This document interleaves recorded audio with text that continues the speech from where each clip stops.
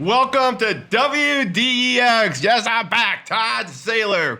And I am, yes, the author of the brand, the book, and the Attitudinal Disordered, Wired Differently. And I'm back today to explain to you that my job, yes, my job is to love you. My job is to encourage you. My job is to motivate you. And my job is to teach you some things, I think, once in a while, right?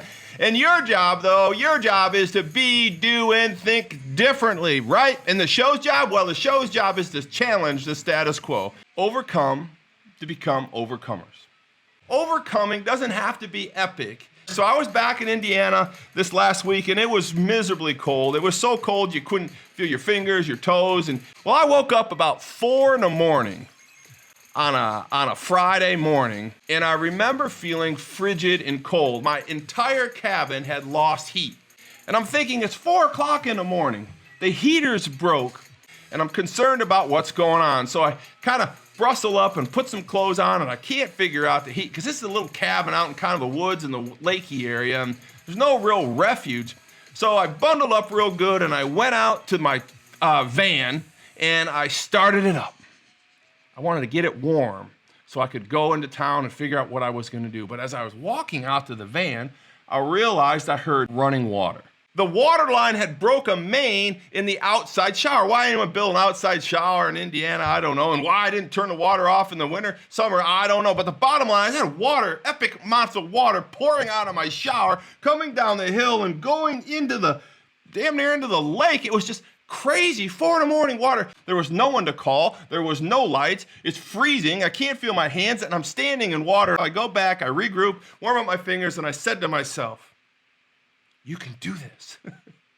You see, there was a cellar in this little cabin out in the woods, but it's about 9 feet into the ground, and I know that's where the water lines are. Well, I'm not really a fix-it guy, and I really don't know how to do this kind of stuff, but I'm thinking to myself, I'm going to lose this entire cabin. I'm going to lose everything. That basement's going to be flooded with water. All kinds of things could go wrong, but I'm scared. I don't want to go down into the cellar. It's like a 4-foot crawl space. I've been there before. 4 a.m. I just had knee surgery, and I have a bad back. And what if I get stuck down there? There's no cell phone coverage out where I'm at. What am I going to do?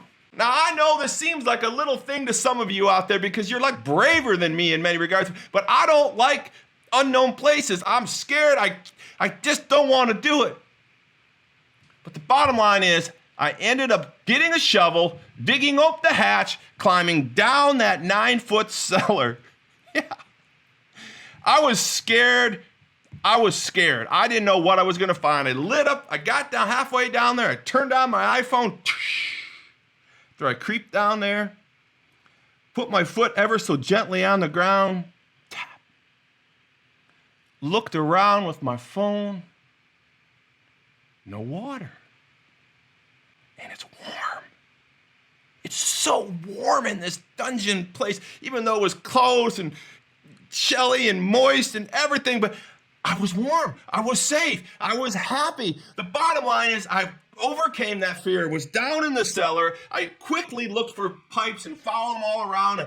Shift 1, shift 2, shift 3, and 4th one did it. That cellar, crawled out of the cellar, into the snow, back on the ground. It was pitch black, and I just kind of laid there for a second, and I thought, man, I did it.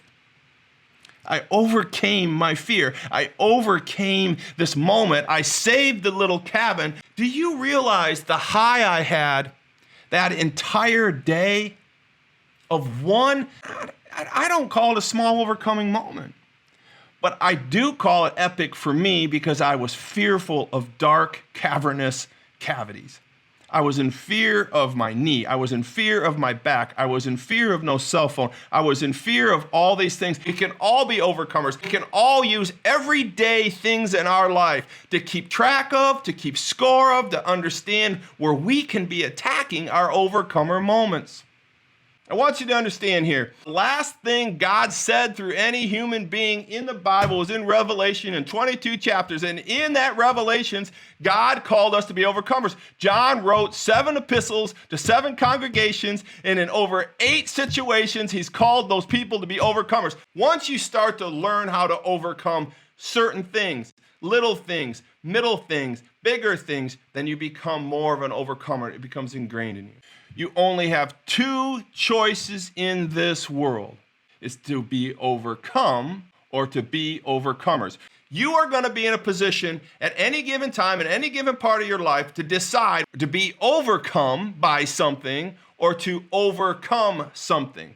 And if you become overcome by something, then you are in a bad position. But if you can take that situation and choose to become an overcomer, then you've made the choice to be a forward thinker, a forward mover, a more wired differently in mindset possibility. But I just want you to know that we need to be looking for these overcomer moments. It may be where you get in an accident and you have to lift a car off the road with all your Superman skills. I get that. That's an overcomer moment. But I also know that sometimes you might come up with a situation where you only have to fix a leaky faucet underneath your scary little cottage, right? That's an overcomer moment. But those little overcomer moments build and steadily become bigger and better and faster and stronger overcomer moments, so that when you're in that business mode or you're in that life-changing moment where maybe you have cancer or you may have something happen to your health where you need to fight and dig down and draw on these last overcomer moments and draw strength from those to become an overcomer. That's what I want you to understand. You, my friends, are overcomers. You, my friends, are the truth that Revelation speaks about. And in Revelations and in Romans, it clearly asks us not to conform to this world. And if we're conforming to this world, then we are subsiding or we're giving way to the norms of this world. And those aren't overcomer moments. We're called to be overcomers.